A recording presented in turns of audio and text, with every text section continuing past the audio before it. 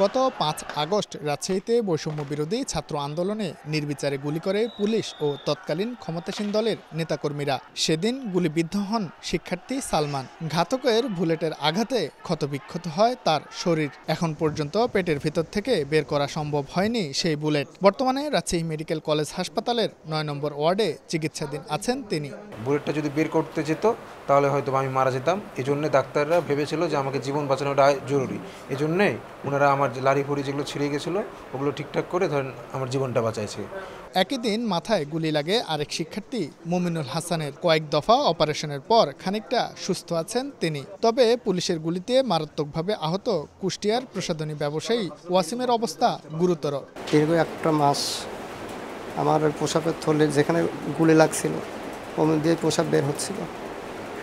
ডাক্তাররা ট্রিটমেন্ট করে এই জায়গাটা একটু ছোটো করার পরে আবার দ্বিতীয়বার অপারেশন আমাকে সার্জিক্যাল থেকে ইউরোলেতে রিফার করে।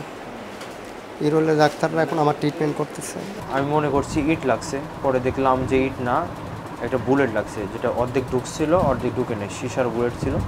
চিকিৎসকরা বলছেন মেডিকেল কর্তৃপক্ষের বিশেষ তত্ত্বাবধানে তাদের চিকিৎসা চলছে। ধীরে ধীরে সবার শরীরের অবস্থা উন্নতি হচ্ছে। যে ডিপার্টমেন্টের পেশেন্ট সেই ডিপার্টমেন্টের হেড প্রতিনিয়ত এখানে আসছে এবং তাদের স্বাস্থ্যের প্রতিদিন উন্নতি অবনতি সবকিছু পর্যবেক্ষণ করছে। সম্প্রতি হাসপাতালে তাদের সঙ্গে দেখা করে তাদের চিকিৎসার বিষয়ে তদারকি করেছেন বৈষম্য বিরোধী ছাত্র আন্দোলনের কেন্দ্রীয় ও বিভাগীয় সমন্বয়করা।